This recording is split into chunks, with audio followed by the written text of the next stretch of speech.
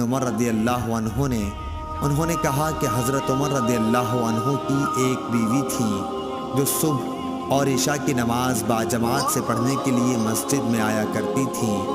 ان سے کہا گیا کہ باوجود اس علم کے کہ حضرت عمر رضی اللہ عنہ اس بات کو مکروہ جانتے ہیں اور وہ غیرت محسوس کرتے ہیں، پھر آپ مسجد میں کیوں جاتی ہیں؟ اس پر انہوں نے جواب دیا کہ پھر وہ منع کیوں نہیں کر دیتے؟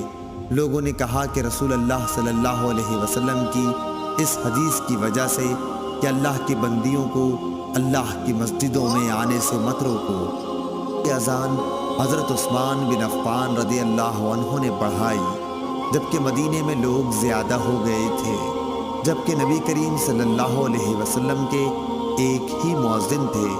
آپ صلی اللہ علیہ وسلم کے دور میں جمعے کی اذان اس وقت دی جاتی جب امام منبر پر بیٹھتا۔